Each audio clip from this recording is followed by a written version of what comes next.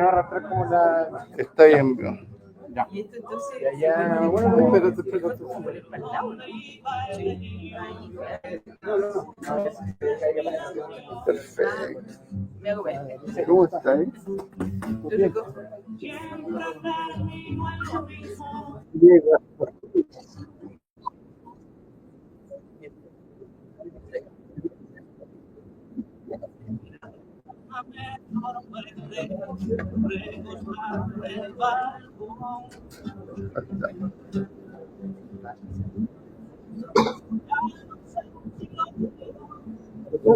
¿Cómo se ve ahí, Pablo?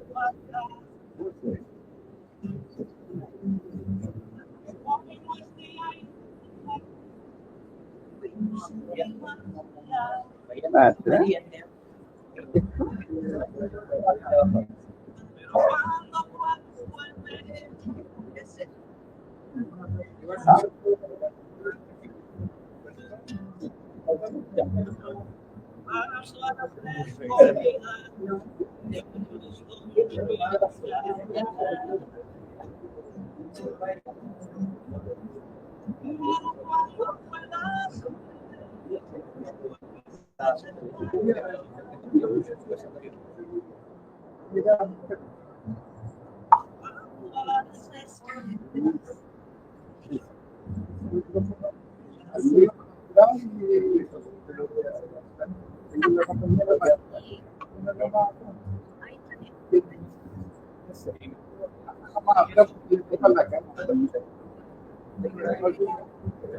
Pero bájalo, igual como. Ya.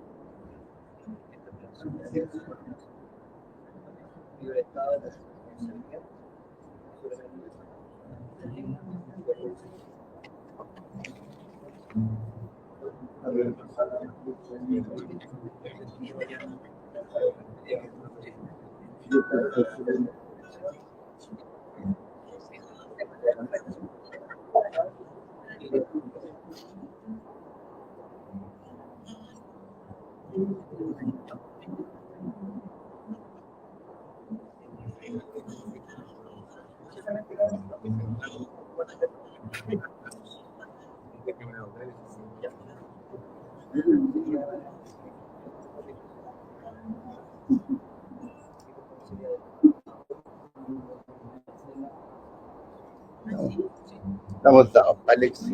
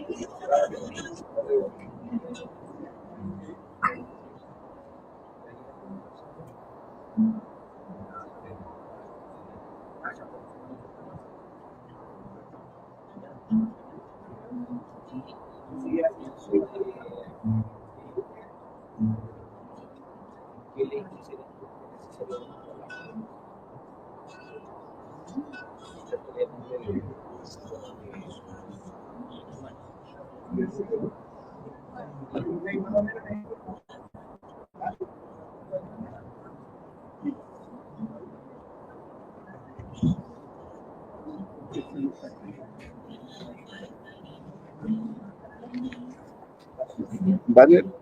Bueno.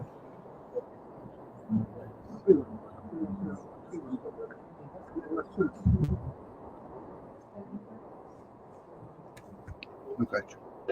Ahí, de ese Félix Madariaga.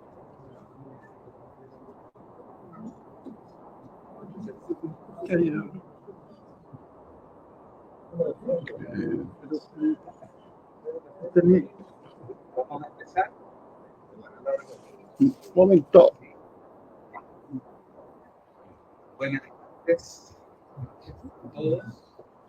Yo soy parte de CINFRA, Centro de Salud Mental Humana, y queremos agradecer a todas las personas que asisten a la mesa, a los moderadores, los invitados a la mesa que han presentado Trujillo, que es moderador de la mesa, a este conversatorio acerca de salud, democracia y derechos humanos, desafíos de la garantía de no repetición. Un conversatorio que habrá este tema en el contexto de una campaña que ustedes pueden ver por una vida digna y de reparación integral que estamos haciendo en apoyo del IRCT, el Consejo Internacional de Rehabilitación a los Sobrevivientes de Tortura, que hace posible que estos espacios se den. Así que pues, vamos a dar inicio. Quiero agradecerles además a todas las personas que nos van a ver y que puedan comentar y reaccionar a lo que se hable aquí.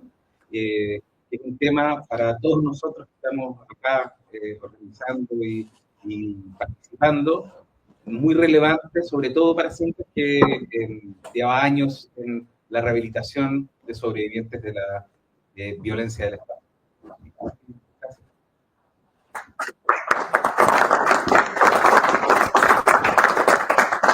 Sí, perdón, se me olvidó agradecerle a los dueños de casa, que nos permiten acá, disculpen, a la Corporación Cultural de San Joaquín, que nos abrieron las puertas en un espacio muy cómodo y grato, así que les agradezco a la corporación. Muchas gracias. ¿Se escucha bien? Ok. Muy buenas tardes, compañeros, compañeras, amigos, amigas, vecinos y vecinas de San Joaquín. Muchas gracias por asistir a este conversatorio. Democracia, derechos humanos, desafíos para la garantía de no repetición. Este es un espacio para encontrarnos, reflexionar y participar en torno a la memoria del presente y la urgencia de encontrar justicia y reparación. Antes de comenzar esta actividad, este conversatorio, queremos rendir un humilde homenaje a Pablo Villagra Peñeguillo, encargado de la Oficina de Derechos Humanos de la Municipalidad de San Joaquín, con quien planificamos esta actividad. Como muchos ya saben, Pablo estuvo inesperadamente durante las primeras horas del domingo. Pablo, tu partida nos deja con un nudo en la garganta. Queremos expresarte nuestro cariño, agradecerte tu vida de lucha y consecuencia. Tu compromiso como ejemplo y tu ausencia se siente profundamente. Pedimos por eso mismo un respetuoso minuto de silencio y por favor ahí al finalizar un fuerte aplauso en homenaje a Pablo Villagra.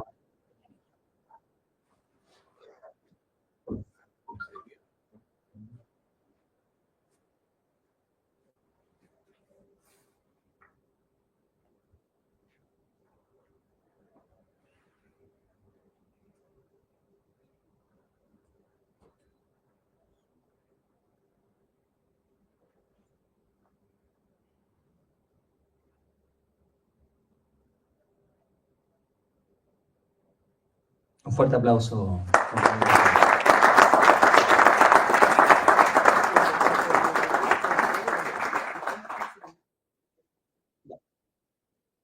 Nos hacen llegar una consulta para quienes se deseen conectar. ¿Hay algún link que se pueda enviar por WhatsApp, por las redes? Por WhatsApp se envían.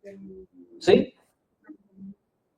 Para que se lo envíen a la compañera y también a los grupos de difusión que tenemos, porque está esa inquietud para poder participar desde regiones y los compañeros y compañeras que no pudieron asistir al conversatorio, pero que sí quieren estar atentos a la conversación y al debate. Bueno, la vida y sus desafíos continúan y con ellos también nuestra responsabilidad de seguir exigiendo verdad, justicia y memoria. Entramos en lleno con el tema que nos convoca en estos momentos. Y bueno, tras el final de la dictadura cívico-militar, durante el gobierno de Patricio Elwin, se Se buscó la transición democrática basada en consensos, con el compromiso de poner fin a las violaciones a los derechos humanos. Sin embargo, estas continuaron.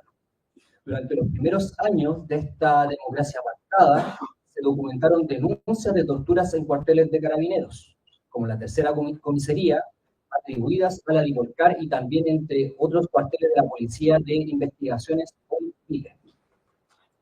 Hubo también ejecuciones políticas bajo gobiernos democráticos, en particular contra militantes del Frente Patriótico Manuel Rodríguez, Mapu Lautaro y otros grupos, así también como allanamientos con destrucción de evidencias.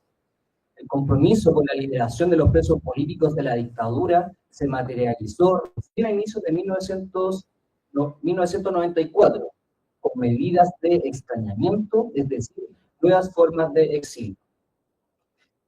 Ya en el gobierno de Eduardo Frei, quienes fueron detenidos tras el 11 de marzo de 1990, cumplieron largas condenas. Se construyó una cárcel de alta seguridad, mientras se creó la cárcel PIB para violadores de derechos humanos, que ha estado en el debate público, después de la cuenta pública, Punta Arenas. Durante el gobierno de Ricardo Lagos, el joven José Buenante desapareció, convirtiéndose en el primer detenido desaparecido en democracia. El compromiso de no repetición fue reiterado incluso por el comandante en jefe del ejército, pero el nunca más de Juan Emilio Cheire no se cumplió. Y así llegamos al estallido social en el año 2019. El país fue nuevamente testigo de la violación a los derechos humanos. Marchas, concentraciones, encuentros, asambleas marcaron esos días. La gente volvía a ocupar las calles como una red viva, con la esperanza de reconstruir la dignidad. Pero la represión fue brutal. Y hasta hoy no hay justicia, no hay reparación, y las medidas de repetición aún no han llegado, no son reales. Hablaremos hoy de esto y mucho más, de la reacción que ha tenido el Estado, de sus omisiones, del abandono a las víctimas, y también de las leyes que agravan la impunidad y el castigo pendiente a los responsables. También, junto con esta introducción, queremos agradecer al Centro Cultural de San Joaquín por facilitar las instalaciones y hacer posible también esta instancia en promoción a los derechos humanos. Bueno, ahora queremos dar paso a José Miguel Guzmán, director del Centro de Salud Mental y Derechos Humanos, CINTRAS, organizador de este evento, para que nos dé unas palabras. José Miguel.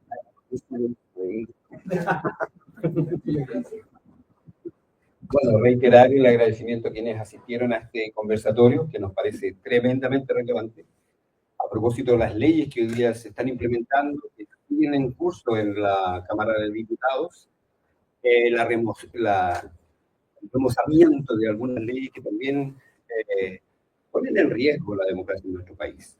Un avance sistemático, significativo, preocupante de sectores. Entonces, frente a eso, hemos convocado a este conversatorio con estos panelistas expertos en estos temas. Se los agradecemos profundamente. Así que en nombre de CINTRAS, Salud Mental y Derechos Humanos, agradecimientos a don Alberto, a María y a Juanita. Gracias. Muchas gracias, José Miguel. Antes de darle la palabra a nuestros distinguidos ponentes, vamos a invitar a un gran compañero para contar con canciones, sus historias, sus memorias también. Por eso... ¿Todavía no? No. ¿Qué pasó? Sáltate. Ya, entonces vamos a hacer una modificación en el programa. Acá me indica aquí el productor.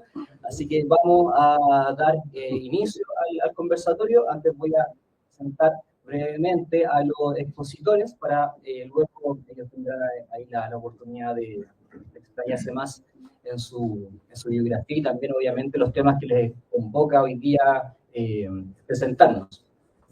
Por eso tenemos hoy día a Alberto Espinosa Pino, abogado de Derechos Humanos, a María Rivera Iribarren, abogada y fundadora de la Defensoría Popular y del Movimiento Internacional de los Trabajadores y Trabajadoras, y también precandidata a diputada por el Distrito 8.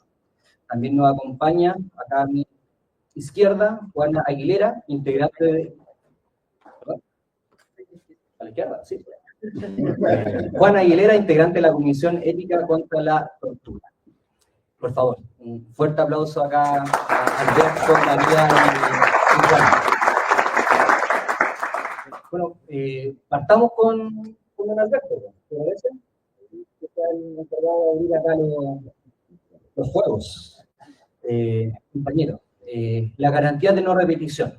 Bueno, todos sabemos es una obligación del Estado, de las instituciones, sobre todo cuando hay convenios firmados, hay obligaciones internacionales que el Estado se ha comprometido a respetar y promover.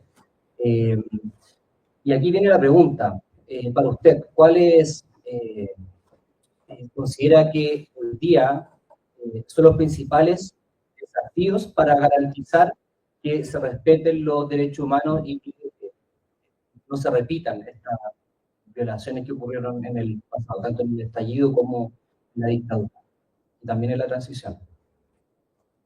Bien. Buenas noches, gracias por la invitación.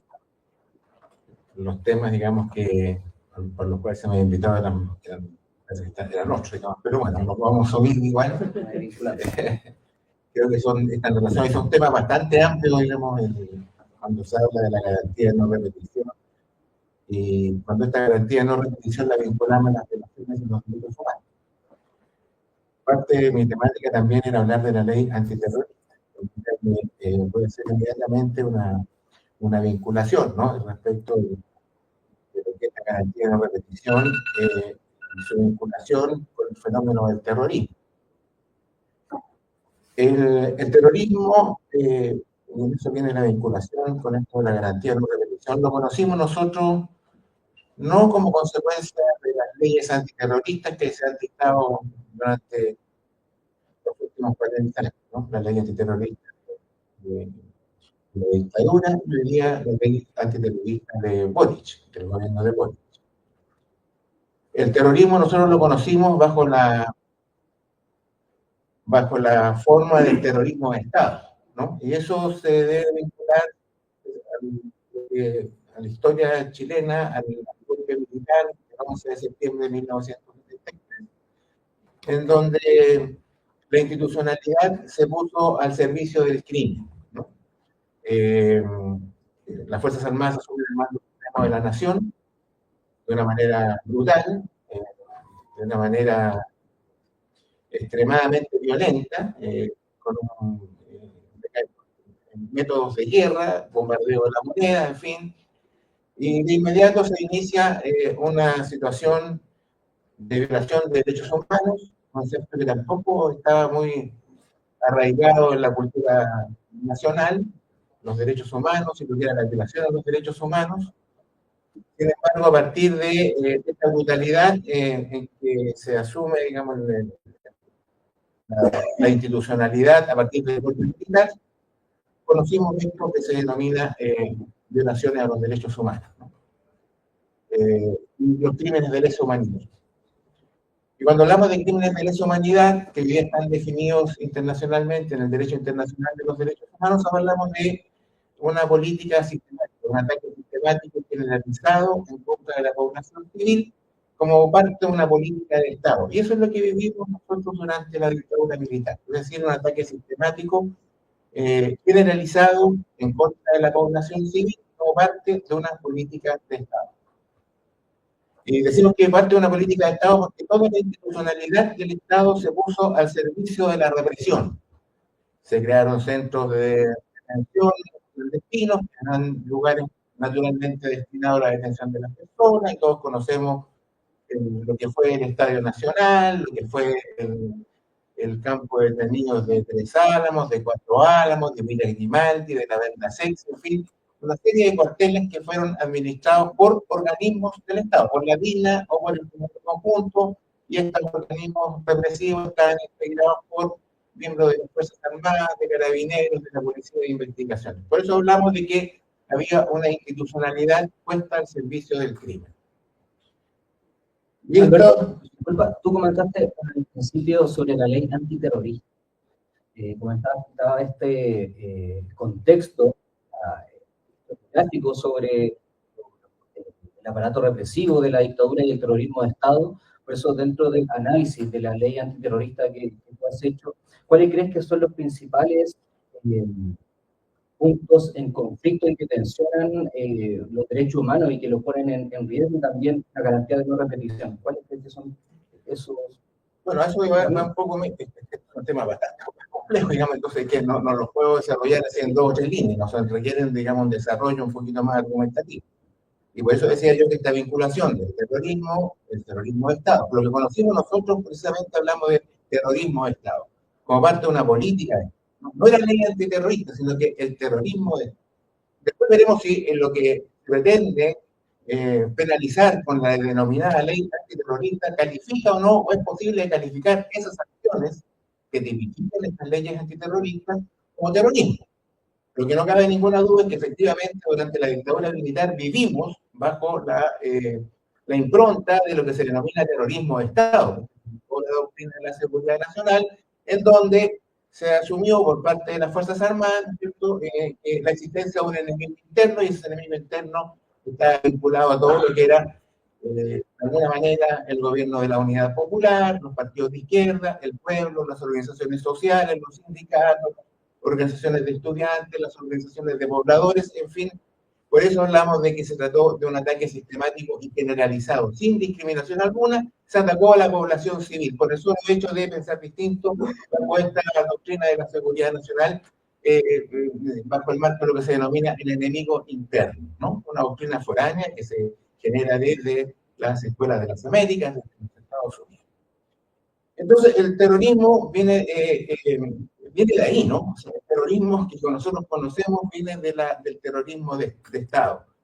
Y posteriormente, y cuando hablamos de estas violaciones a los derechos humanos, probablemente que se trata de crímenes de tal magnitud y de tal gravedad, que probablemente no solamente ofenden al sujeto individualmente considerado, no solamente ofenden a la víctima de la desaparición forzada, o a la víctima de la ejecución, o a la víctima de la tortura, sino que la ofensa es a los valores, ¿no es cierto?, que se supone que una sociedad civilizada del siglo XX representa, los valores de la libertad, de la justicia, de la solidaridad. Entonces, la ofensa es a la humanidad, indudablemente que también hay una ofensa al individuo de forma personalmente considerada, pero la ofensa, para que tenga esta calificación de delito de lesa humanidad, es que la ofensa tiene un carácter ofensivo mucho más amplio y más grave, ¿no? La ofensa es a los valores de una sociedad civilizada.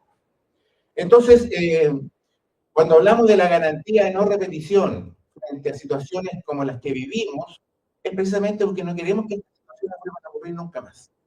Y viene esta famosa frase, nunca más, pues nunca más, ¿no es cierto?, que alguna vez se enarboló el general Cheire como comandante en jefe del ejército, comandante en jefe que posteriormente ha resultado condenado por delitos que configuran violaciones a los derechos humanos. Es decir, el mismo, digamos, posteriormente a haber señalado esta frase, resultó ser condenado por formar parte de lo que fue las ejecuciones desarrolladas por la Caravana de la Muerte en la Serena. Y cuando hablamos de la garantía de repetición es porque no queremos que estos hechos tan abominables vuelvan a ocurrir. En eso consiste la garantía de no repetición. ¿Cuál es la forma en que esta garantía de no repetición pueda internalizarse socialmente e institucionalmente? Yo creo que por 2 caminos. Uno, por la vía de la educación. Requiere formar a la sociedad en su conjunto, desde todos los niveles educativos, familiar, el nivel educacional de colegios, de universidades, de organizaciones sociales, en el tema de los derechos humanos. Darle realmente el valor, ¿no es cierto?, que los derechos humanos tienen, digamos, como derechos esenciales y fundamentales para la persona humana, por el solo hecho de ser persona. Entonces, en la medida que construyamos una conciencia cívica, ciudadana, socialmente comprometida con la valoración de los derechos humanos como producto de un desarrollo histórico de la humanidad, porque no son derechos que habían concedido desde las alturas cultura, sino que son derechos que se han ido generando y conquistando producto de las luchas desarrolladas por los pueblos, ¿no? Entonces no es un tema que surge así como desde de una estructura metafísica, sino que esto viene precisamente, pero se generan los derechos humanos a partir de las luchas que que ha desarrollado el hombre, el ser humano, las personas, el pueblo. Perfecto. Nos quedan 2 minutos de su intervención. Muy interesante por lo demás. En ese contexto, ¿el Estado ha cumplido sus responsabilidades? Bueno, aquí nos encontramos con el tema para fortalecer esta garantía de no repetición y hacerla, digamos, un pilar fundamental dentro de la construcción de una sociedad.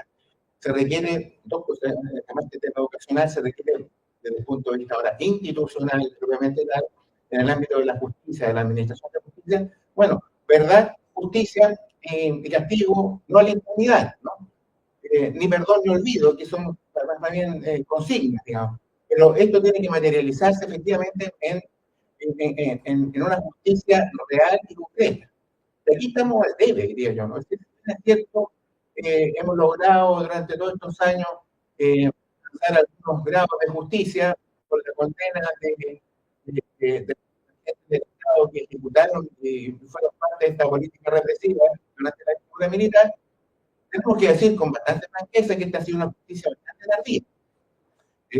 Solamente a modo de ejemplo puedo decir que recién en el caso de los denominados casos Calle Conferencia 1, que se denomina, que es la desaparición de la dirección del Partido Comunista en el año 76, en mayo del 76, en una casa ratonera en la calle Conferencia.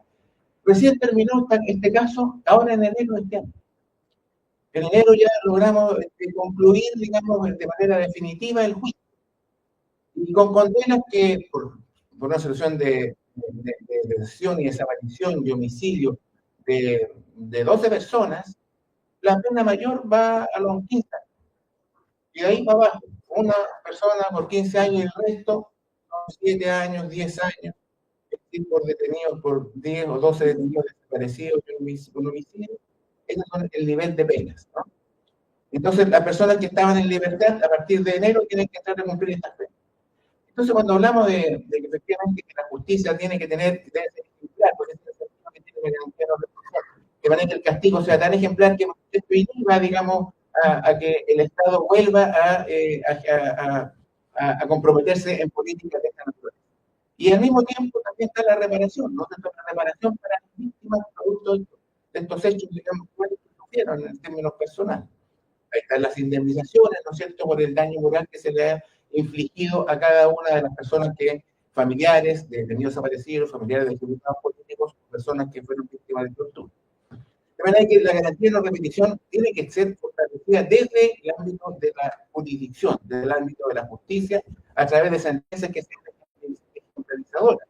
Y no solamente las sentencias ejemplarizadoras, sino que también el cumplimiento de estas sentencias es ejemplarizador. Porque ahora estamos discutiendo que un cameo porque ahí hay ancianos, pobres ancianos, pero resulta que estos pobres ancianos están cumpliendo penas sin arrepentimiento alguno. Recién hace algunos 3 o 4 años, por crímenes atroces, por crímenes que están calificados en el derecho internacional de los derechos humanos como el crimen de interés humanitario.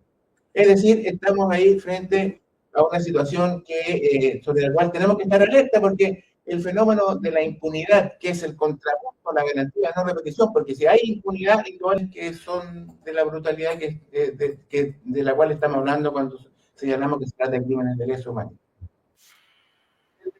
Empezamos a hablar mucho en cambio de la ley terrorista, porque la ley terrorista es una ley represiva, ¿no? Es otra mirada de este fenómeno del terrorismo ahora, ¿no? Porque lo que tenemos nosotros es una institucionalidad que se genera, por eso hablaba del terrorismo de Estado, que se genera en el marco de una dictadura militar.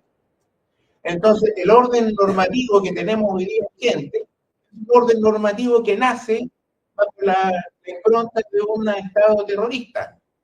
Entonces, eso nos lleva a cuestionarnos realmente cuál es el impacto que tiene el terrorismo en Chile y cuál es el sentido que tiene el terrorista que no sea producir, ¿no es cierto?, una amenaza en contra de la población civil para inhibirla de su accionar reivindicativo de cuestiones sociales, políticas, Muchas gracias, Andrés. Un aplauso por favor. Yo quiero decir al final sobre la ley antiterrorista porque también después de darle pase ahí a Juanita y a María, tenemos contemplado un espacio para que le hagan preguntas también a los expositores, si tienen comentarios, dudas, alguna reflexión.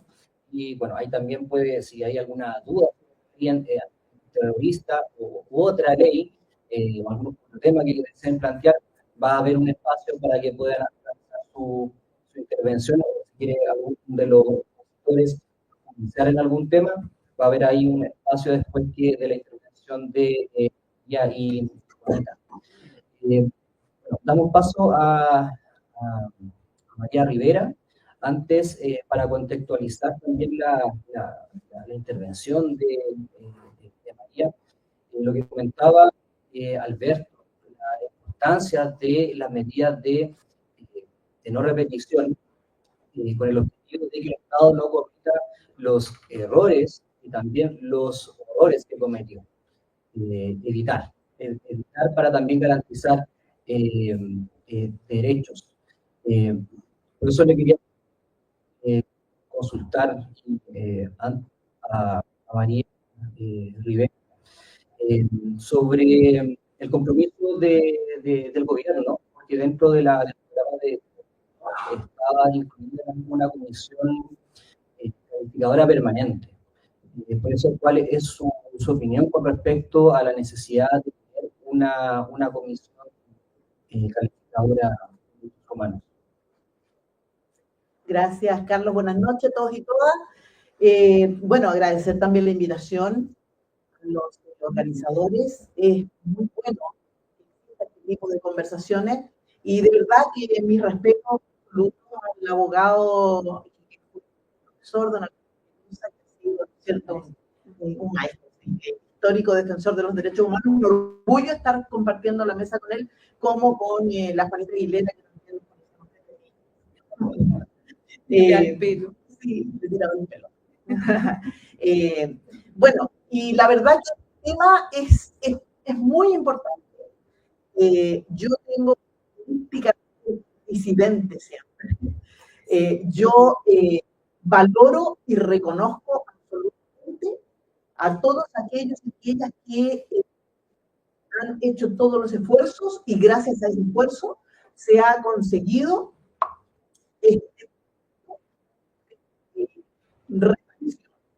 porque yo no hablaría siquiera de justicia en relación, digamos, a la violación gravísima de los derechos humanos. No voy a repetir lo que ya dijo el doctor Espinosa. Entonces, pero yo me quiero referir a lo siguiente. Carlos me preguntaba en relación al gobierno, en relación a las comisiones. Yo quisiera ser muy transparente y plantear que la violación a los derechos humanos históricamente ha sido una respuesta de los estados cuando necesita justamente detener, aplacar o directamente derrotar las movilizaciones y las luchas de los pueblos. No es que se les ocurra sí. Ejemplo de ello, estamos viendo lo que pasa justamente en Estados Unidos. Los Ángeles ya aplicaron lo mismo que hizo Piñera el 18 de octubre. Estado de sitio, que queda, etc. Para poner como ejemplo a quienes se atrevan. Entonces, pero eso tampoco es casual. Eso es así porque nosotros, a pesar de que haya algunos innovadores que quieran convencernos de que ya somos todos ciudadanos, todos amigos, todos seres humanos iguales, la sociedad está dividida en clases. Y la clase dominante tiene que garantizar de alguna forma sus privilegios, sus prebendas, su acumulación de capital, de riqueza, y la única forma que tiene, cuando se alza a alguien, es violando los derechos humanos. La Declaración Universal de los Derechos Humanos no es casual tampoco. Surgió después de la Segunda Guerra Mundial, en el año 48, cuando quedaron en tal miseria los pueblos que tenían que responder de alguna manera, porque había, ¿no es cierto?, sublevación y exigencia de resolver los problemas básicos. Entonces, y esa Declaración de Derechos Humanos plantea una lista de derechos humanos que, en definitiva, lo más expresivo que sucede a través de la mano del Estado es la tortura, la desaparición forzada, ¿no es cierto? Y eso es lo más grave. Pero los Estados violan toda esa lista de toda. El derecho al trabajo, a la vivienda, a la seguridad social, a la salud, incluso a la libre expresión, el derecho a opinión. Todos los derechos están violados. Son lo más duro a lo que se han tenido que llegar los Estados, sobre todo latinoamericanos, después de las dictaduras de los años 80. Y los gobiernos han sido todos instrumentos de aplicar esta política represiva violando derechos humanos. Todos. No hay ningún gobierno, ninguno. Ni de la concertación, nueva mayoría, derecha, Frente Amplio, todos. Porque los gobiernos son instrumentos del poder también. Entonces, pueden organizar muchas comisiones. Esas comisiones no son independientes y tenemos que ser en eso muy transparentes. Pueden tener toda la voluntad que quieran, pero no son independientes, no son autónomas, porque las comisiones dentro del sistema capitalista en un gobierno burgués viene obviamente orientada a resolver eso. Entonces, evidentemente, no tiene que ver con el individuo, no tiene que ver con que las personas que integran esas comisiones no tengan buenas intenciones. El problema es que ese choque, ese enfrentamiento de las clases va a exigir en algún momento que los poderosos tengan que aplicar represión, y que la aplican, tal como explicaba el profesor, a través de leyes, a través de normas. Es más, es tanto así que, imagínense, nosotros teníamos una ley antiterrorista de la dictadura que hoy día se reformó y se profundizó y se ¿no es cierto?, para que sea convertido en un acto terrorista, una serie de actos que en una democracia debieran ser más allá que una protesta o una rebelión. Entonces, la cuestión está más allá que las comisiones, más allá de las leyes que un parlamento puede hacer. La única posibilidad que tenemos de conseguir justicia definitiva, no justicia en la medida de lo posible, reparación concreta, objetiva, y que efectivamente haga sentir a las mayorías que el Estado ha respondido por ese mal que me han causado, es cuando en las manos, esté en las manos de las clases trabajadoras, de los pueblos, esté el destino del Estado en que estamos viviendo. De otra manera, no existe, va a continuar existiendo el esfuerzo de individualidades, de colectivos, de esta misma organización, esta Sintras, que ayuda muchísimo, que se toman en sus manos la responsabilidad que el Estado debiera tener, ¿no es cierto?, con esas víctimas de lo que fue la violación a los derechos humanos. Pero, lamentablemente, esa reparación va a ser de a poquito, de cajas, casi invisible para la sociedad. Porque el problema no está ni siquiera en las personas, sino que está en cómo funciona el sistema capitalista, cómo funciona el Estado. Entonces, la única forma es que esta democracia, ¿no es cierto?, esta democracia formal, esta democracia que nos llama cada 4 años a elegir presidente, cada 3 a elegir concejales o alcaldes, ¿no? Esos alcaldes, esos concejales, esos parlamentarios pueden ingresar a esa institucionalidad con las mejores intenciones, pero sí, obviamente no van a poder resolver las ofertas que hacen. Por ejemplo, hoy día están existiendo violaciones a los derechos humanos gigantes. peligro, por ejemplo, de los desalojos en las tomas de terreno. Se supone que el derecho a la vivienda es un derecho garantizado, Declaración Universal de los Derechos Humanos. Como no hay posibilidad de que postulen a vivienda, y resulta que aparecen los políticos en las campañas y ofrecen, vamos a construir tantas viviendas. María, ¿cuáles son aquellas leyes que tú consideras que son necesarias y urgentes derogar? Bueno, yo de verdad que creo, primero digamos que quedamos en deuda porque debiéramos haber cambiado completamente la Constitución de los 80, que es la que ordena toda la Constitución del Estado. Y con respecto a... ¿Se escucha bien? ¿Aló? ¿Sí? Y con respecto, bueno, tú comentabas sobre hacías alusión a la ley antitomas, ¿cierto? Por eso, ¿alguna otra ley que tú consideres problemática con respecto a garantizar el respeto y los derechos humanos dentro del marco Bueno, legislativo? Efectivamente, en el último tiempo, increíble, porque el gobierno de los dirigentes estudiantiles que tanto respeto se ganaron, digamos, ha sido uno de los gobiernos que más le ha tocado promulgar leyes, por así decir, represivas todas, ley Nair Tamal, que es nada menos y nada más que gatito. Eso que nosotros veíamos en otros países antes, como policía llega y dispara.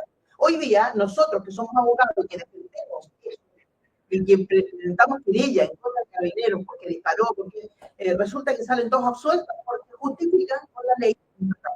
Está la ley antitoma que desaloja a las personas más allá de que no nos explican y no nos dicen la verdad, porque los propietarios de la tierra de este país son los mismos propietarios de los bancos, de los puertos, de las minas, y etcétera, etcétera. Entonces, esas 10 familias que se han apropiado de todo también se apropiaron de las leyes. Por lo tanto, hay una cantidad de leyes que evidentemente afectan mucho más la misma ley antiterrorista, bueno, etcétera, etcétera. Te puedo nombrar una lista que todavía en este último año de gobierno que están apurando para que se promulguen 35 leyes más, que son todas represivas. Ninguna es en defensa de los derechos humanos ni los derechos humanos. Pero tú eres integrante de la Defensoría Popular, ¿cierto? Y te ha tocado defender actualmente a jóvenes que han salido a protestar, a manifestarse y que, bueno, han pasado por detención, algunos formalizados. Por eso, nos quedan 3 minutos. ¿Nos podrías comentar sobre algún hecho represivo que te haya tocado defender actualmente y que refleje este nuevo actuar represivo por parte del gobierno? Bueno, tenemos en prisión preventiva a un chico que en el cementerio para el general de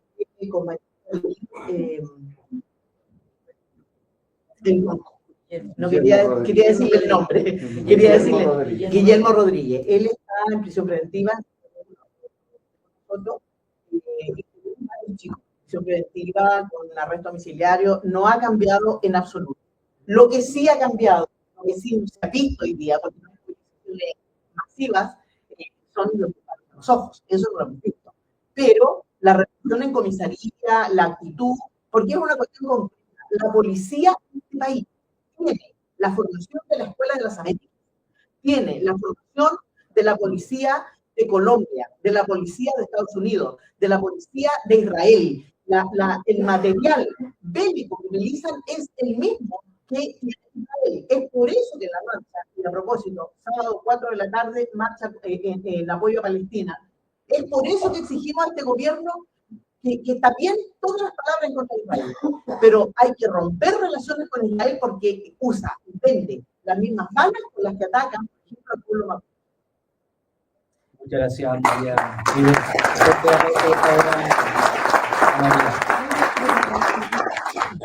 Ahora le toca el turno a Juana Aguilera, reconocida activista, defensora de derechos humanos. Ha estado muy presente también últimamente en las marchas por justicia del Alamín, Junio Por eso, Juana, te quería consultar. ¿En qué va el caso de Julia? ¿Qué nos puedes contar sobre ya 7 meses de la desaparición de Julia Chuñil? Por favor. Adelante, Juana. Sí. Previo a eso, me gustaría así decir un par de cosas más generales. A propósito de lo que se plantea anteriormente por el profesor Espinosa y también por mi compañera María. Finalmente, lo que tenemos en Chile es un sistema político, que es su constitución, donde puede hacer cualquier cosa, siempre y cuando no se salga del marco impuesto por esa constitución. Y desgraciadamente tenemos entonces hoy día un gobierno amplista que llega al poder enarbolando las banderas de los derechos humanos, que llega al poder planteando un nunca más, planteando reparación, llegar a los presos de las revueltas sociales, ¿no? Y todo eso, al cabo de 4 años, es letra muerta. Más aún, en un gobierno como en este se han aprobado leyes represivas y hay un proceso de regresión tremendo en materia de derechos humanos.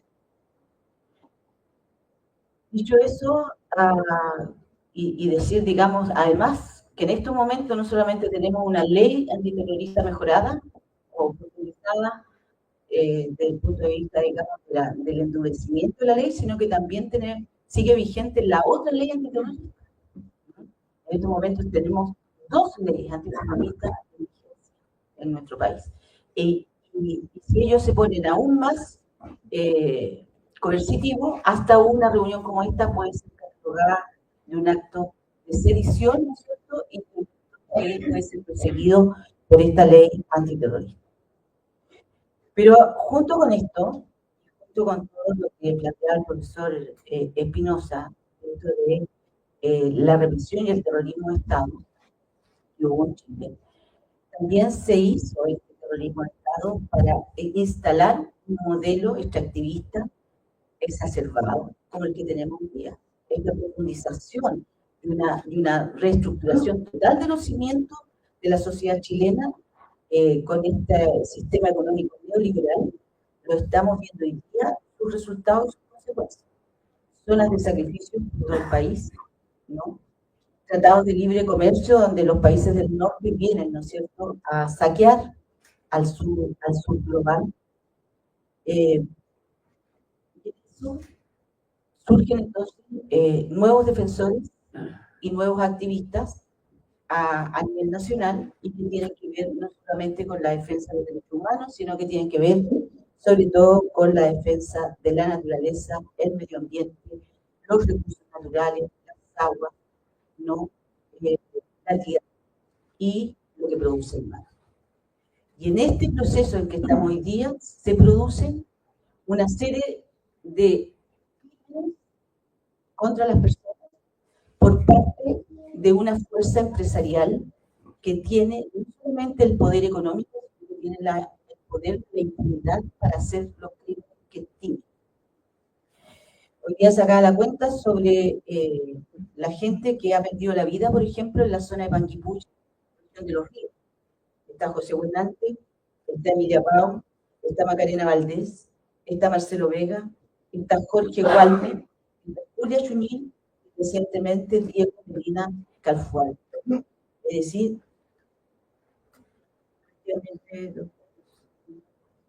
8 personas, ¿no es cierto?, que han perdido la vida en ese lugar y que las fiscalías simulan investigar, pero en realidad lo que hacen es cubrir con un manto de impunidad a los poderosos que atacan en nombre de la defensa de los privilegios, ¿no es cierto?, a las personas que hoy día les molestan, ¿no? Y que van contra su afán extractivista y su codicia, ¿no? Y todo hemos visto en vivo y en directo, si uno lo piensa bien, lo que hizo la empresa pesquera, ¿cierto?, con el buque Cobra sobre la lancha, ¿no?, Puma, asesinando a 7 pescadores cuyos restos humanos han sido encontrados en el ducto donde se procesan y se absorbe, porque es una especie de marino, entonces, y la persona que en el tribunal al señalar lo que pasó, esa persona además suicidada. Entonces, Julia Chuñil no desaparece porque sí. Julia Chuñil era una defensora, era una dirigente mapuche, una mujer de 72 años, que cumplía 3 de las tantas condiciones que se requerían para la protección de personas, o personas que se consideran de especial protección, que son las niñeces, los adultos mayores, las personas con discapacidad, las mujeres y las personas pertenecientes a pueblos originarios. Julia tenía 3 de esas condiciones: adulta mayor, 62 años, mujer y perteneciente a un pueblo originario. Y sin embargo, el Estado fue incapaz de brindarle la protección que debía. Y el empresario que la amenazaba se presentó ante un tribunal de la fiscal Esquivel, ¿no?, y le dijo con desprecio: me acojo a mi derecho a guardar silencio, y se fue. Sin embargo, la fiscal Esquivel coaccionó a la hija de Julia Chuñil, la subió en un vehículo, le tomó declaraciones a través de 2 policías y otro fiscal adjunto que estaban allí, la coaccionaron, las abogadas pusieron recurso de amparo por apremio ilegítimo, ¿no?, y el fiscal no la removió. Y seguramente la Corte Suprema, el 23 de junio, en que se da el resultado de este recurso de amparo que escaló hasta aquí, seguramente va a desecharlo porque la Corte Valdivia ya lo desechó. No consideró que se hayan cometido crímenes ilegítimos contra una persona para obligarla a decir que era responsable de la muerte de su madre. Vamos, para inculparse. Bueno, pero esta señora, Esquivel, además ha estado en otro caso, que es el del niño Tomás Bravo Gutiérrez, cuyo tío le ganó un pleito, ¿no es cierto?, de forestal, y el niño apareció después. Y esa misma fiscal lo presionó para que se inculpara. Él estuvo detenido, ¿no?, y todavía no encuentran al culpable del asesinato del niño. Entonces, estos son mensajes que nos dan las empresas acá. Esto no es nuevo. En Chile la empresa estuvo al lado de los sables en el 73, la compañía de los barcos de vapores, como se llama, Sudamericana de Vapores, y otras empresas prestaron su implemento, ¿no es cierto?, para cometer crímenes por parte de los militares. Hoy día el empresariado se constituye una fuerza represiva que está armado además con guardias privados que reclutan de carabineros, de los milicos, formados, digamos, en las escuelas de gente, y están cometiendo crímenes. Juana, tú comentabas que en la región de los ríos, los lagos, los ríos, identificas y contabilizas a 8 personas desaparecidas. Bueno, también durante este periodo de gobierno se aprobaron leyes como la Ley Naim Retamal. Por eso te quería consultar: ¿es posible hablar de garantías de no repetición cuando existen casos como el de José Bernal, Julia Chuñil y leyes que, como la Ley Naim Retamal, es posible hablar de una efectivas garantías de no repetición? A ver, una aclaración. José Buenante es un niño de 15 años que fue asesinado por carabineros. Los carabineros fueron procesados y su cuerpo jamás ha sido encontrado. Ellos no dijeron dónde lo dejaron. Y Julia Chuñil, no sabemos nada de ella. A 7 meses de su desaparición no se ha encontrado una pista que nos permita decir qué pasó. Todas las demás personas, por ejemplo, Emilia Pau fue acribillada de un balazo. Karina Valdés apareció colgada, suicidada. Diego Medina apareció flotando en el río, ¿no? Recientemente, hace una semana, y hoy día los familiares saben que no fue ahogado porque no tiene agua en sus pulmones.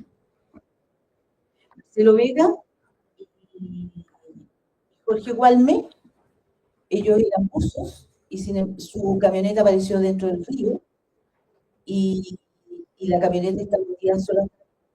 O sea, ambos, siendo buzos, podrían haberse salvado, ¿no? Y están muertos. Entonces, tenemos dos personas, José Buenarte y Julia Chuñil, que no se han entregado los cuerpos. Todos los otros mueren en misteriosas circunstancias, ¿no? A las cuales nunca se llega por parte de las fiscalías y los investigadores a establecer una verdad jurídica, una verdad que señale a la familia cierta tranquilidad. Entonces, el tema de las medidas de no repetición. Para empezar, hay que hacer políticas públicas, porque uno quiere hacer que las medidas de no repetición estén instaladas. En los libros, en los textos escolares, el tema de derechos humanos del sistema educativo está colocado en el currículum. Sin embargo, depende esto de los profesores que no están formados en materia de derechos humanos, por lo tanto es muy difícil avanzar por ahí. No está en la formación de los profesores ni en la formación inicial de esta materia. Y finalmente quedan como acciones prácticamente optativas desde el punto de vista del sistema educativo regular de hoy. Lo otro es que tampoco se han dictado políticas públicas que permitan instalar una cultura de promoción y defensa de los derechos humanos en la sociedad. Por lo tanto, nunca más puede seguir siendo una consigna, puede seguir siendo parte de un lindo discurso de un candidato a presidente, como el que tenemos hoy día. Pero avanzar en una política pública que signifique financiamiento a los sitios de memoria, que signifique establecimiento de verdades plenas, porque tenemos comisiones de verdad, como se dijo anteriormente, pero dejan también un manto de impunidad, de una no verdad que no se toca. En el caso de los sobrevivientes de tortura, en los cuales nosotros sí participamos como organización, se abordó solo la tortura asociada a presión política. Sin embargo, jamás se ha hablado del ejercicio de la tortura que hizo la dictadura en las poblaciones. No hay una verdad al respecto.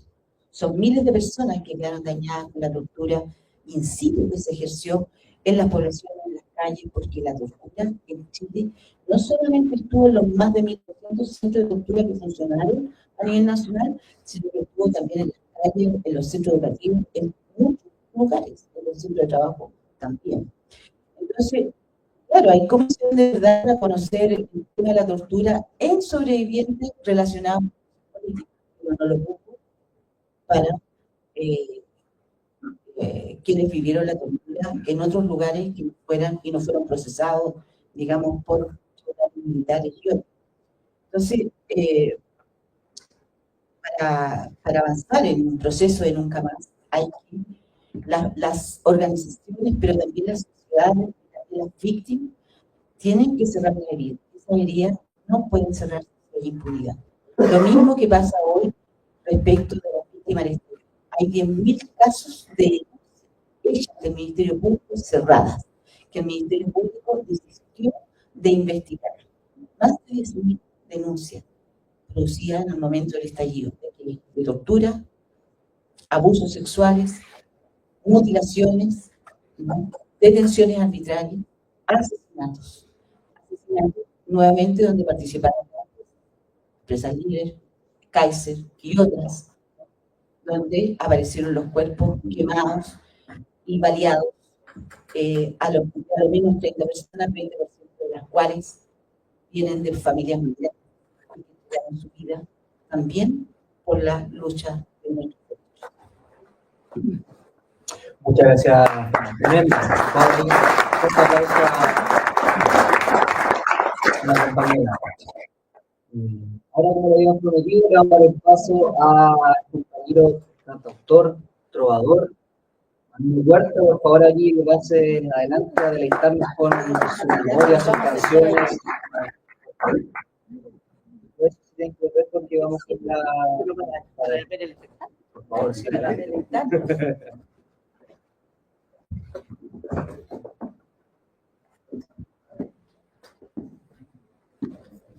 Vamos a dejarle acá, compañero, el escenario. Muchas gracias.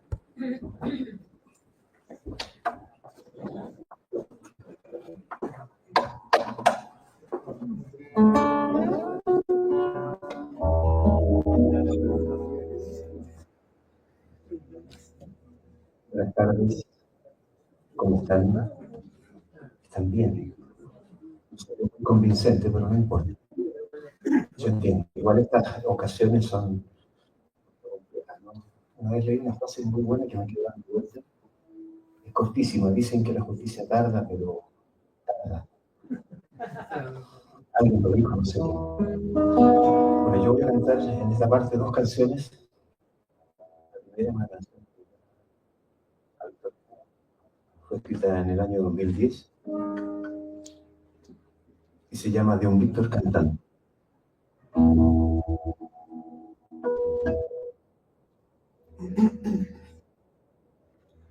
Detrás de mis ansias figuras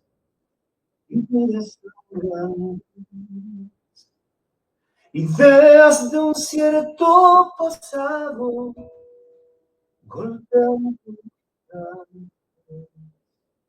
señales, ausencias presentes, siempre sin brazos, guerreras dispuestas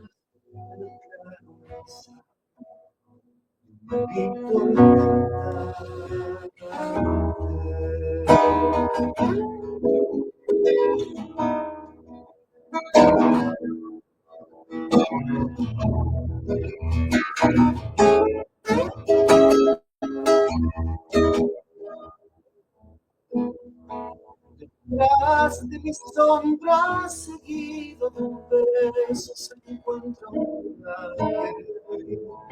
un pulso distante y sangrante se instala en boca.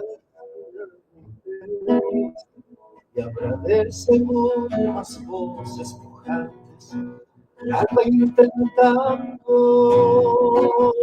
un alba potente de soles llameantes, palabras soñando, y allí tan sonora la sabia evidencia de un dedo infinito que activa este verbo de recia memoria, buscando sentido.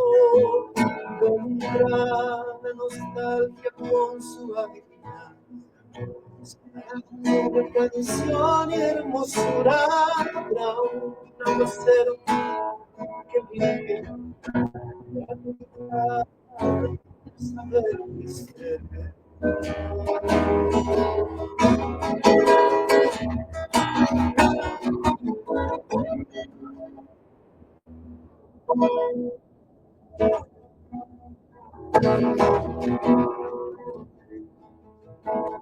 Víctor está la memoria de un absoluto después desamando la historia de un cielo, se presenta en mañana porque nuestro obrero vibrante en sus manos siente el llave de nuestro mágico instante, y allí tan sonora la sabia inercia de un dedo infinito que activa este verbo de recia memoria, vocablo sentido, la nostalgia con su adivinanza, será la madura canción y fortuna de un aguacero que pierde a tu guitarra saber mi misterio.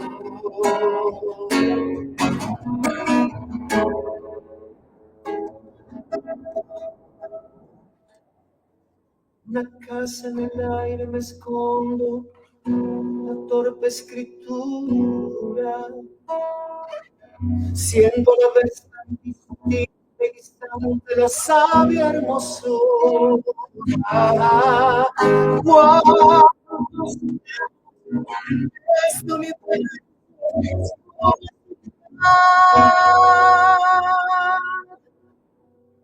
curiosos claros que poesía delirante, alegría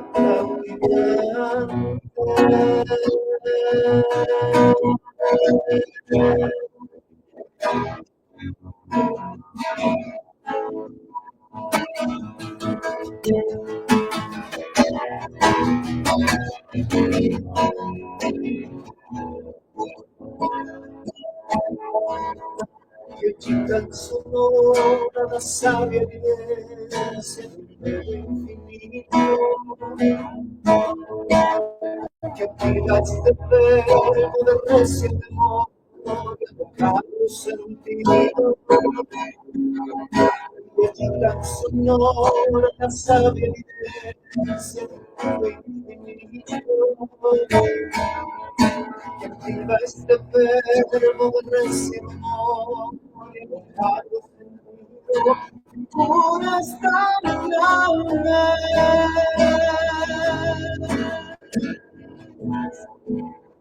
con cuerpo gigante,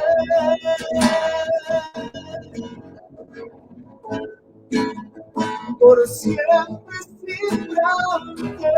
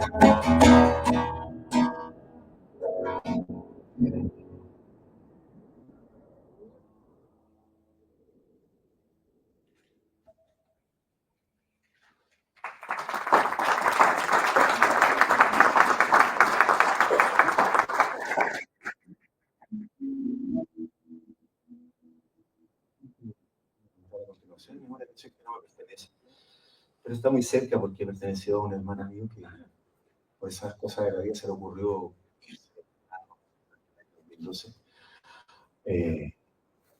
Y es una canción que la escribió probablemente en el año 1978. Simplemente. Al recorrer de punta a punta el Chile actual, por respetar un poco de mis verdades. Por los caminos veo durmiendo al hombre, no tener esperanzas ni ideal.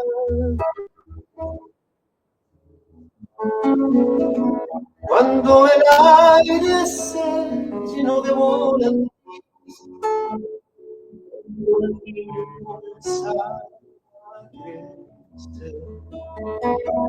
cuando la abeja en la colmena laboraba, nos amaba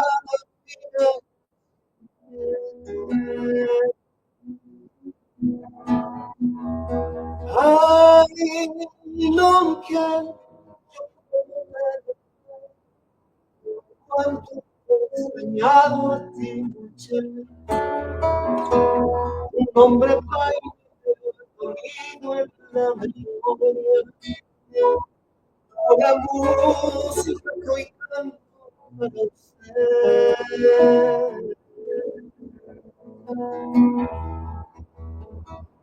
Cuando solo se quedó sin su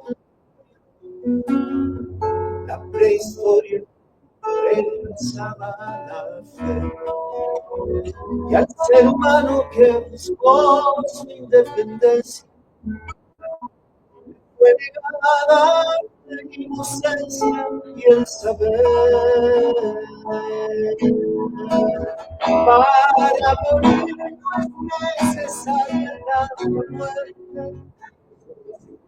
una conciencia natural. Para exhibirla orgullosos a la gente, para gritar que el pueblo quiere libertad.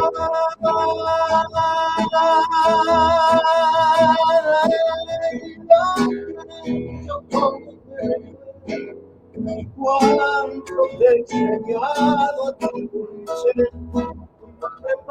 me ha como la música que canto para usted.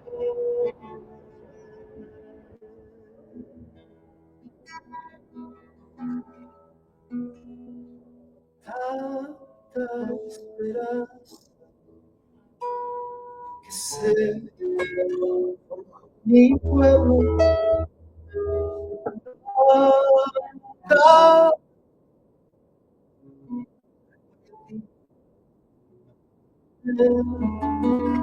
Tanto beso a futuro no otorgar.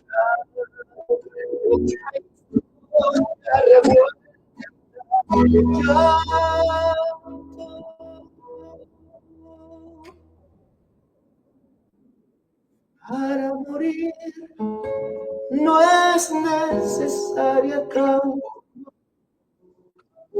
solo es conciencia natural.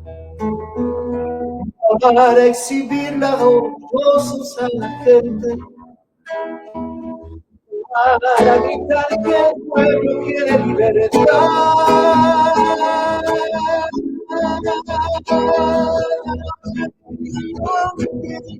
Como te recuerdo, cuánto te he extrañado, tu nombre me ha venido en la memoria, como la música que iba para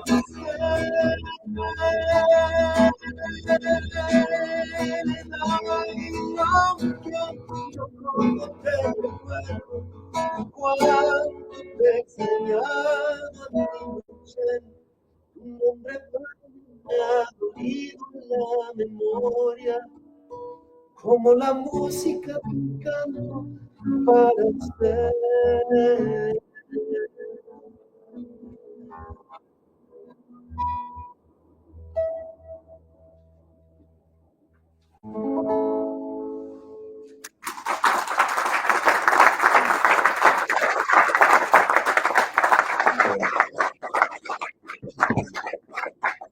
Muchas gracias, Manuel. Por favor, que se haga sentir un fuerte aplauso a tremenda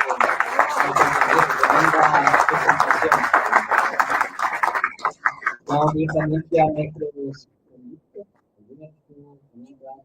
que tomen acá al escenario, porque vamos a iniciar también unos 20 minutitos para también ir concluyendo una ronda de preguntas, reflexiones sobre los temas que tratamos, sobre la comprensión, de no repetición. Estamos recordando también esta campaña que inicia Cintas, una vida digna y una reparación integral. Por eso ofrecemos la palabra para quien quiera realizar alguna reflexión o pregunta a nuestros panelistas. ¿Alguna palabra? ¿Quién se anima? Yo me voy a animar. Si no me preguntas, no iba a complementar, digamos. Debe nomás. Ante el silencio, digamos, de los asistentes. Pero quiero tomarme de las canciones del intérprete. Hacemos algo. Manuel. Mi compañero, el pollo. El Manuel. Manuel, el pollo. Ah, ya, del pedagogo. No, porque cuando hablamos de la garantía de no repetición, un elemento fundamental para hacer este principio de los derechos humanos es la memoria. Y lo que él ha hecho hoy día es dos cuestiones. En una, a Víctor Jara, víctima de la represión, víctima de la violencia brutal de la dictadura militar, asesinado el 16 de septiembre del año 73, a pocos días del golpe militar, asesinado previamente a haber sido torturado brutalmente y asesinado con más de 40 efectos de bala. Claro, digamos, la magnitud de las violaciones de los derechos humanos.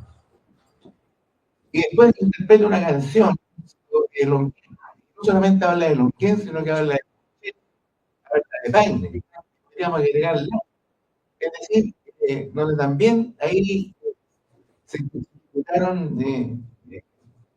personas, digamos, campesinos, jóvenes, dirigentes sociales, políticos, sindicalistas, de manera que hacer este recuerdo, digamos, y aquí recordar, hacer el recuerdo de memoria, nos permite justamente hacer esa consigna en nunca más. Y además quisiera en 2 días más, a 2, estamos de junio, a 12. Bueno, Víctor Jara pasó el 73. Después, hablo de un ataque sistemático y generalizado de la población civil como parte de una política de Estado. Esta política de Estado no cesó. O sea, se inició desde el mismo 11 de septiembre, con el bombardeo de la moneda, y en el año 87 se produce un episodio también represivo que se conoce como la Operación Almagro, o la matanza de Corpus Christi, porque coincide con una fecha de religión. 12 personas. Si nosotros contáramos que 12 personas, un número enorme de personas, asesinadas en esos 2 días, el 15 y el 16 de junio del año 1983, todos militantes del Frente Patriótico Manuel Rodríguez, ¿no?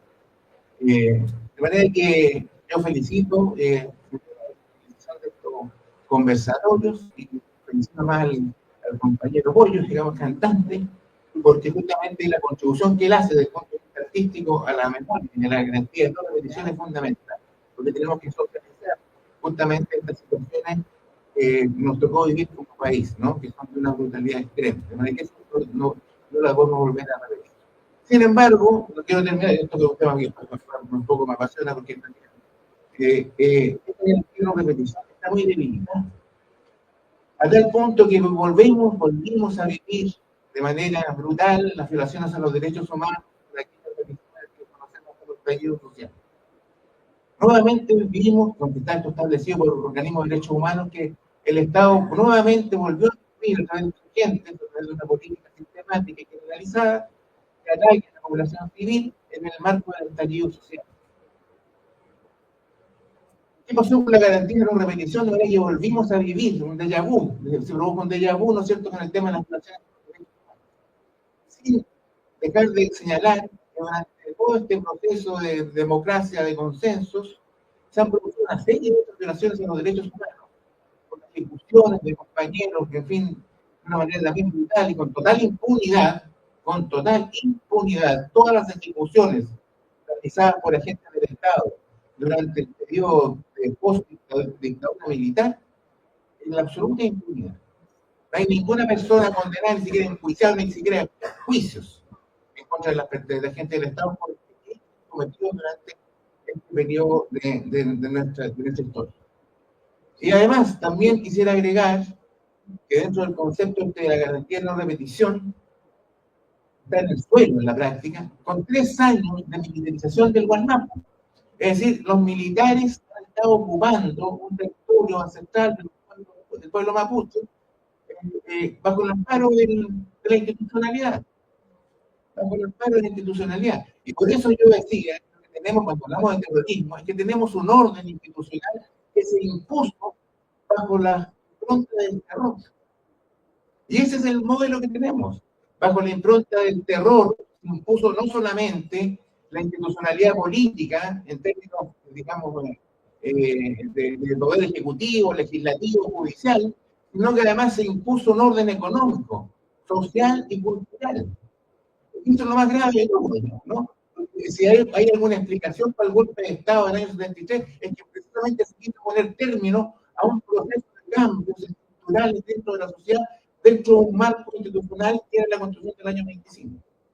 Y eso que fue inaceptable, que ese proceso no duró más de 3 años. Y eso significó el golpe militar, ¿no? Entonces, ahí hay un tema que yo creo que tenemos que ir socializando y concientizando, ¿no es cierto? Porque queremos hablar de verdad de la garantía de no repetición, tenemos que nosotros mismos, desde nuestros lugares de trabajo, desde nuestros lugares de inserción social, tenemos que ir generando esta conciencia en relación a esta garantía de no repetición. Ese era el complemento. Una palabra acá adelante. Luis.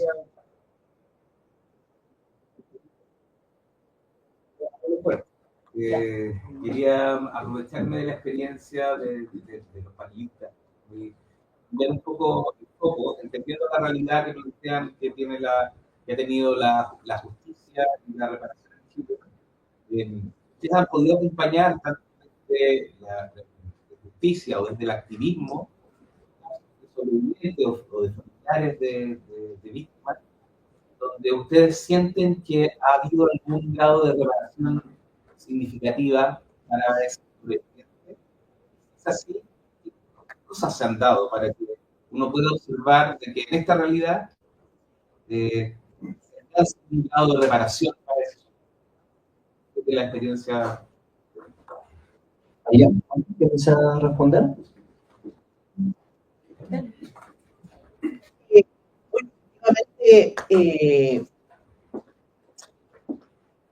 Es una pregunta, la verdad que la respuesta es muy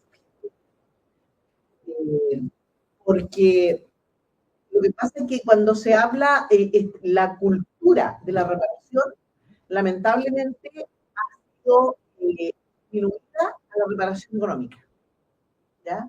En general. Entonces, incluso esa reparación económica ha sido muy escasa, muy pequeña, que claro, simbólica en general. Y yo creo que nosotros estamos en deuda como, yo insisto, como clase, porque yo creo que de verdad que la reparación se va a lograr cuando nosotros saquemos la conclusión. Primero, de que yo personalmente, yo soy sobreviviente del cuartel Borgoño. Yo no me llamo víctima.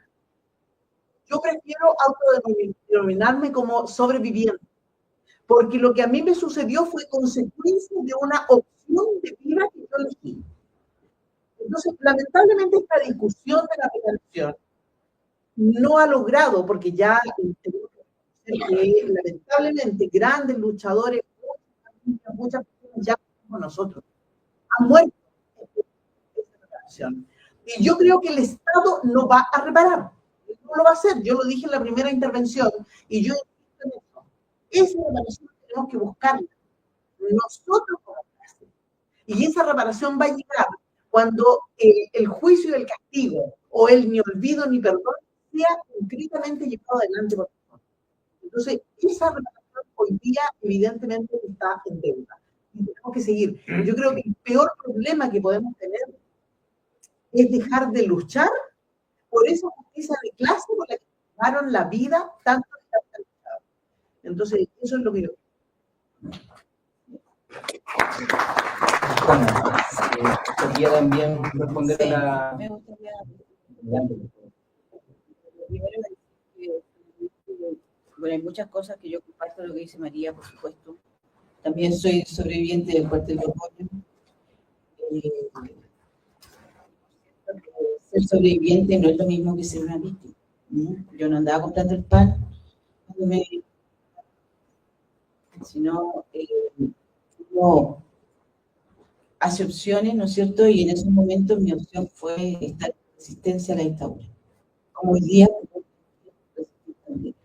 ¿no? Frente al avance de la derecha, ya a estos tiempos tan convulsos, donde quieren borrar todo lo que se había, entre comillas, en materia de protección de las personas.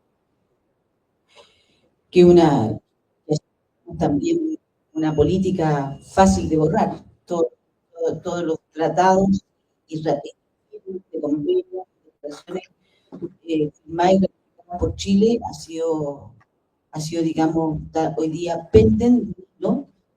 La derecha amenaza con borrar, salirse del sistema, ¿no es cierto?, de la ONU, todo eso, borrar el convenio 169 que favorece a los pueblos originarios y eliminar el IDH, entre otras cosas, lo han dicho claramente. Entonces, de ese tipo de temas también yo creo que hay que organizarse y resistir.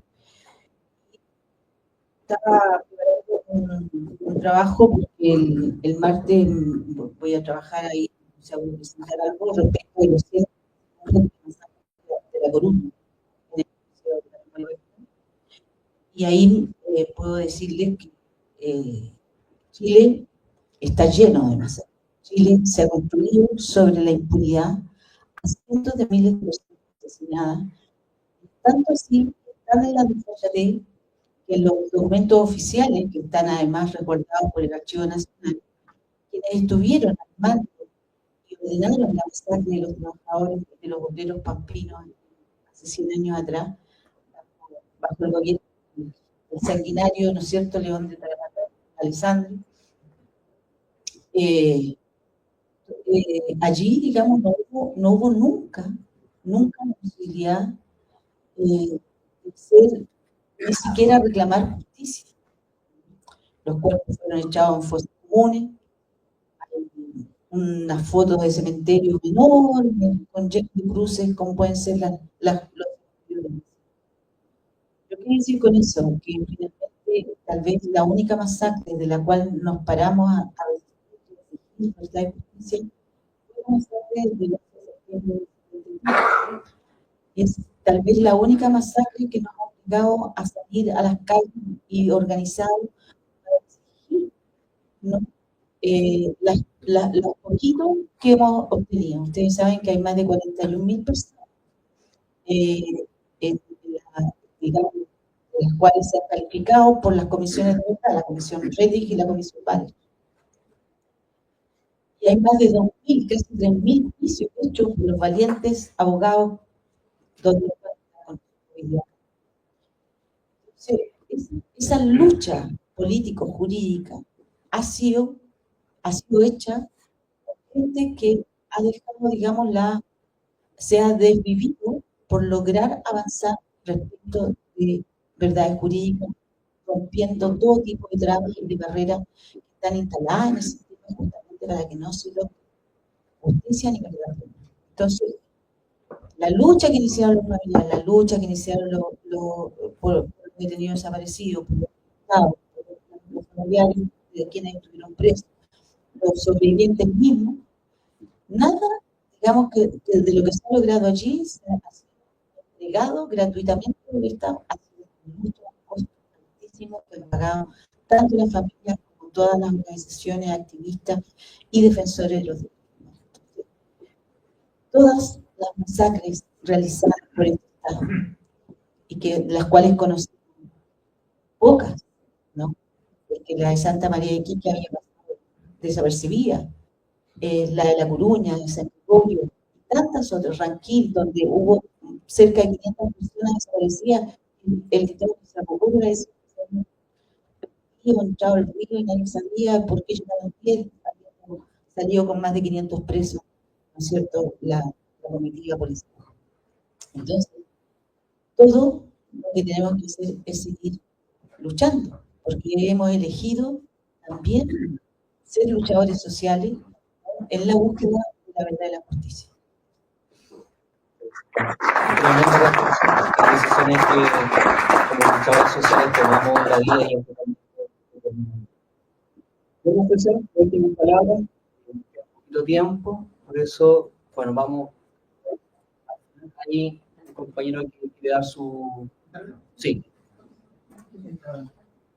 2 palabras y después le vamos a dar también paso de nuevo a nuestro compañero Manuel para que cierre este conversación. Tenemos.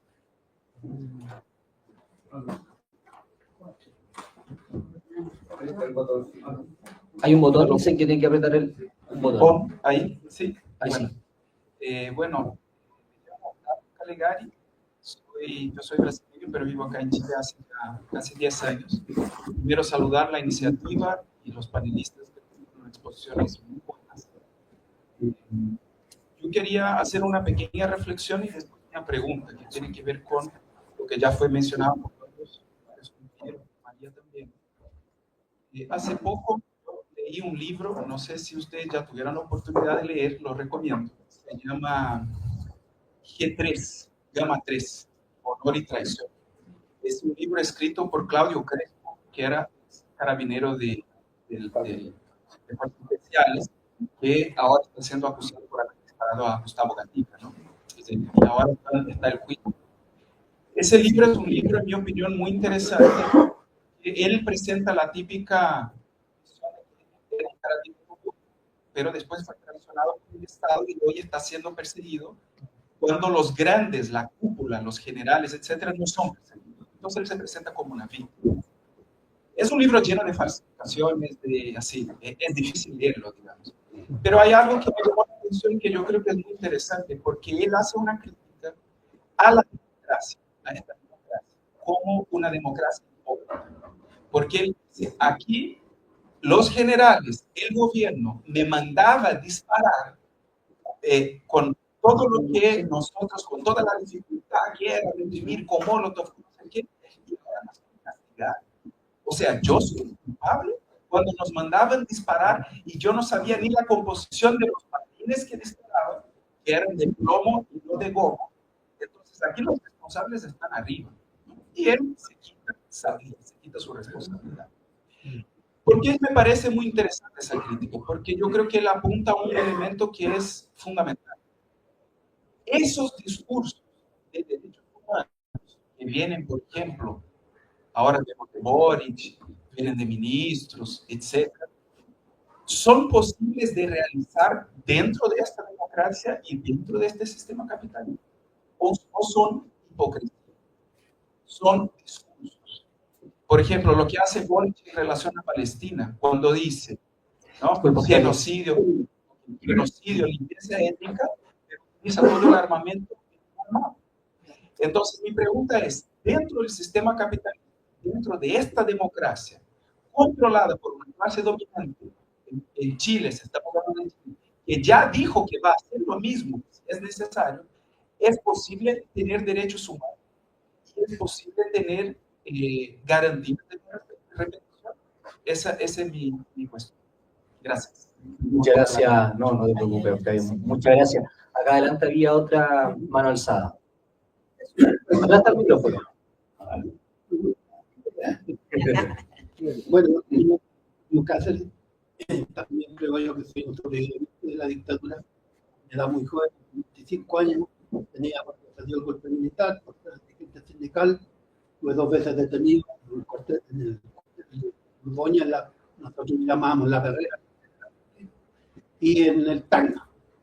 La verdad que han pasado tantos años y uno cree que la dictadura, el gobierno de avanzada, pero en la práctica uno considera de que no hay un cambio como debiese ser en los 40 y tantos años que llevamos después de la dictadura, y no se ve promesas, de Estado burocrático que dice que va a hacer cosas, pero que no se hacen. Entonces, yo lo veo así porque hoy día lo que anda sacando el movimiento social, que es el que puede hacer justicia, el pueblo de Chile, lo encuentro que está comenzado. Carecemos de grandes líderes, el pueblo está temeroso porque la situación de este modelo neoliberal los tiene como las manos atadas, porque los trabajadores no tienen fuerza, no tenemos un sindicalismo que pudiéramos hacer el neoliberal. Entonces yo creo que es muy difícil que Chile pueda salir de esto si el pueblo no se levanta la lucha y consciente, porque los cambios no los hacen los gobiernos, los hace el pueblo, los trabajadores, lo hacemos todo en conjunto cuando tenemos los principios, los objetivos claros para desarrollar de esta democracia que también se llama democracia entre países, también los tiene con la libertad. Yo, como consecuencia, ¿cierto? Tenemos la esperanza que el cambio de la Constitución, que era el candado que tenía, nos buscó ganamos con el 80% y después éramos perdidos con menos del 50%.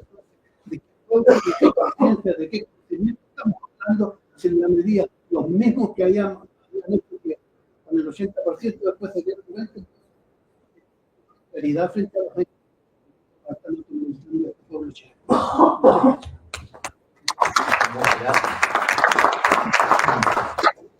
Bueno, ahora ya para ir concluyendo, muchas gracias por sus intervenciones, por la experiencia también es importante y para eso también es este conversatorio para compartir experiencias. Y para concluir, queremos invitar a Manuel, nuestro cantautor, trovador, para que interprete todavía. Esperemos ahí a Manuel, si quiere pasar a sentarse y ver mi última canción adelante. Manuel, adelante.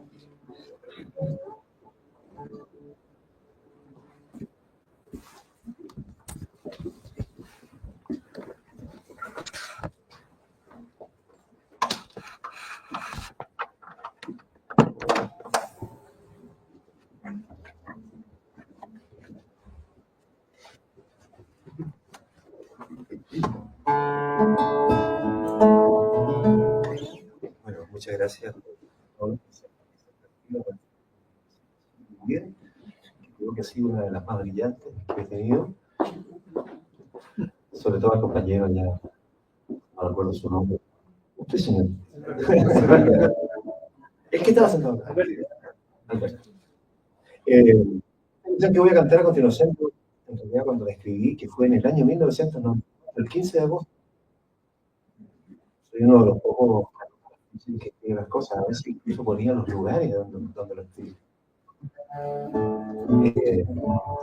Tuve la posibilidad de grabarla en el año 2008, creo. Francisco Villa, no sé si sabía cuál era la respuesta, por eso me decía algo que pasa es que quería ser famoso en los partidos. Entonces, yo dije, lo voy a ayudar un poquito. La canción está dedicada, yo lo digo así, no sé cómo lo van a leer ustedes, pero en general, ¿no? Está dedicada a toda la gente que luchó contra la dictadura, pero en particular está dedicada a la gente que vive cruzando la calle. ¿Se entiende, no?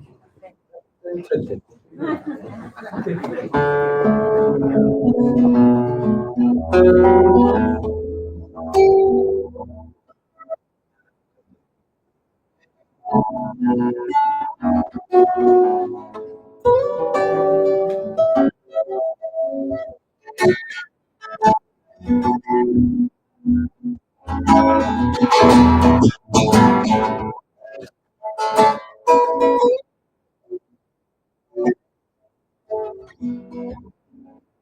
Fuimos heroicos, fuimos pasiones encendidas, fuimos tan frágiles, fuimos un beso y despedidas, fuimos tan grandes, fuimos infames, fuimos futuro. Alegría.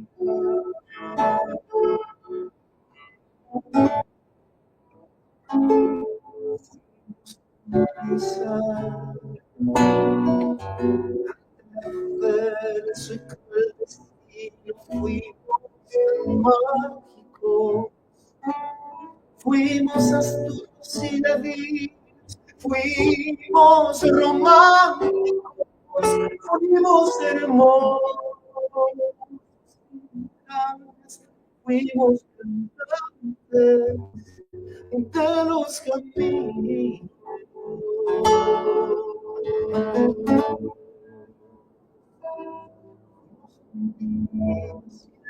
La agonía se marchaba y luego volvía. Fuimos porfía, somos un sueño, una utopía.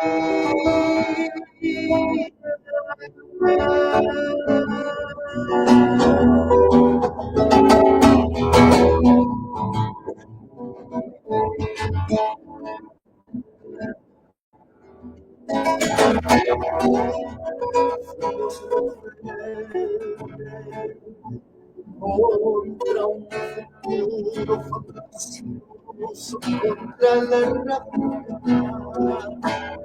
Vimos de golpes en sus negocios, fuimos soldada y en ese instante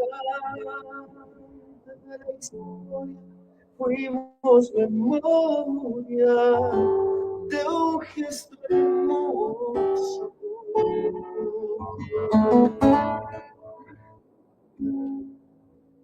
Somos huellas de sabia, somos de esencias incorruptibles, somos audiencias de lo inaudible. Somos cielo, la agonía que se marchaba y nunca volvía. Fuimos todavía, somos un sueño, una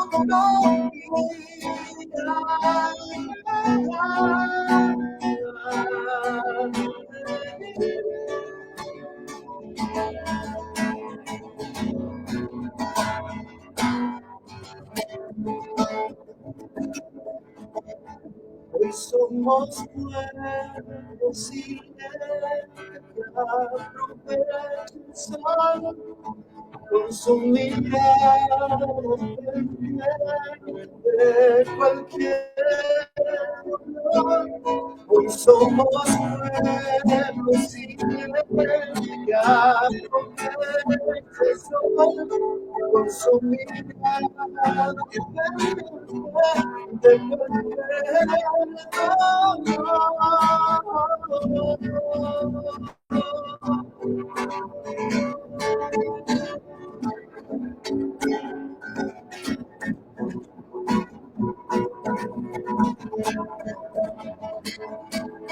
hoy somos pueblos y el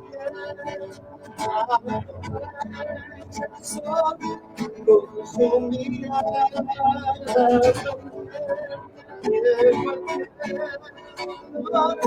hoy somos pueblos y el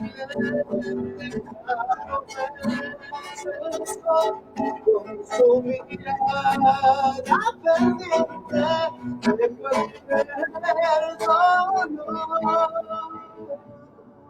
Somos pueblos valientes y que en la calle manifiesta nuestra indignación, el aguerrido, el más sufrido, el hermoso pueblo se revela contra la opresión, la corrupción, la pudrición y el evangelio que conduce su liberación.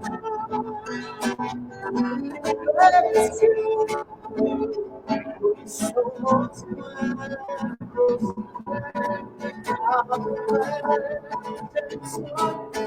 su mirada de cualquier dolor. Hoy somos pueblos y con su mirada valiente de cualquier